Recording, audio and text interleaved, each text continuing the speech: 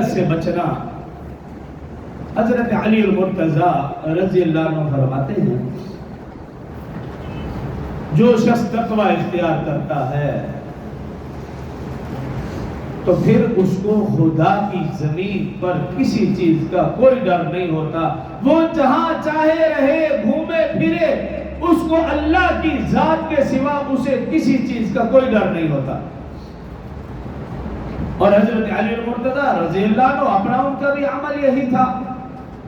حالات جتنے بھی کشیدہ تھے انہوں نے کبھی اپنے لیے اسکوٹی کا انتظام نہیں کیا. چند لوگوں نے کہا اے امیر المومنین حالات کشیدہ ہے, ہم آپ کی حفاظت کے لیے آج کے بعد آپ کے ساتھ رہیں گے. امیر المومنین رضی اللہ عنہ نے پوچھا بتاؤ تم آسمان والوں سے حفاظت کرو گے یا زمین والوں سے؟ عرض کی امیر المومنین ظاہر ہے زمین والوں سے حفاظت کریں گے.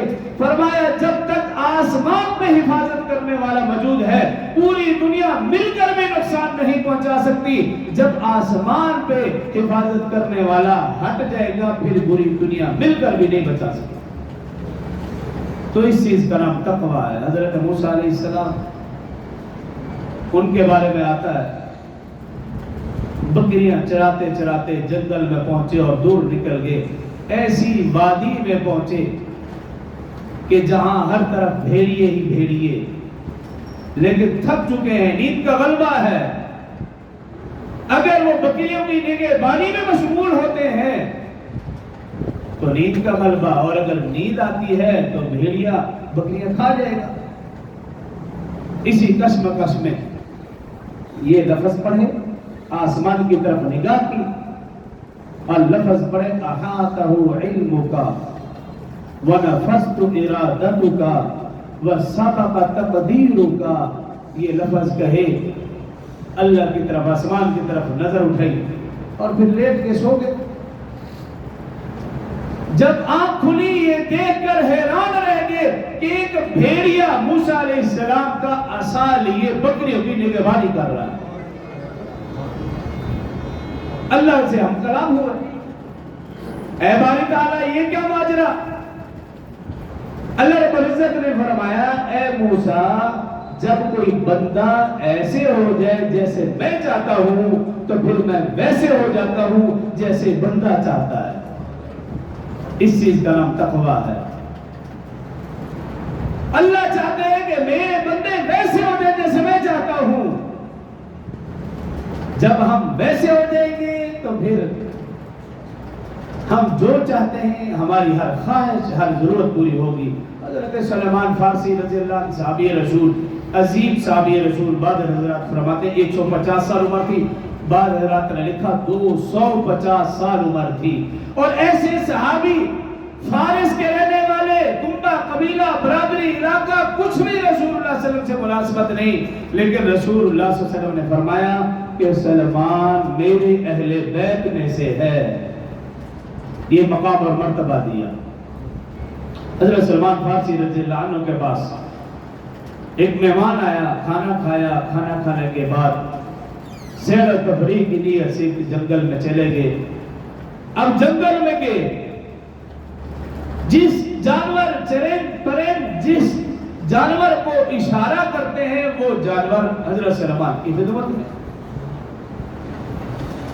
جس جانور کو بھی اشارہ کرتے ہیں وہ سلمان علیہ السلام کی خدمت میں. وہ مہمان یہ منظر دیکھ کر پریشان اور حیران اور پوچھنے لگا ہے صحابی رسول یہ مقام کیسے حاصل ہوا؟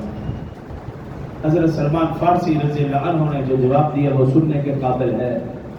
کہا تم مجھے یہ بتاؤ کیا کوئی شخص دنیا میں تم نے ایسا دیکھا ہے جو اللہ کا حکم مانتا ہو اور کوئی چیز اس کا حکم نہ مانتی ہو؟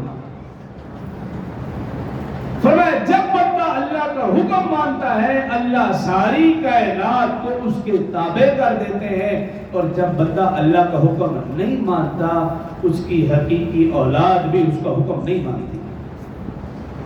آج میرا اور آپ کا بھی یہی حال ہے. میں نے اور آپ نے اللہ کے حکموں سے منہ موڑا, رسول اللہ صلی اللہ علیہ وسلم کے طریقے سے منہ موڑا. آج دیکھ لیجیے ہمارے گھر والے ہماری اولاد ہماری بات نہیں مانتی. جن کی خواہشات کے پیچھے صبح سے شام میں اور آپ حلال حرام کی تمیز کی بغیر لگے ہوئے ہیں, وہ میری اور آپ کی بات ماننے کو تیار نہیں. وجہ کیا ہے کہ میں اور آپ اللہ رسول کے حکموں سے منہ موڑے ہوتے ہیں. جب میں اور آپ اللہ رسول کے حکموں کے مطابق زندگی گزاریں گے تو پھر ہماری اولاد کیا ساری کائنات میرے اور آپ کے تابع ہو جائے گی. میں اور آپ جو چاہیں گے اللہ ویسے ہی فرمائیں گے.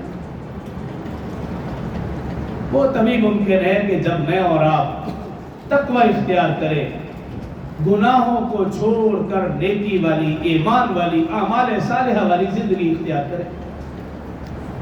ایسا انسان مت سوچے کہ میں بہت ہی گناہگار ہوں, میری بخشش اور میری توبہ کہاں ہوگی. ایسا نہیں.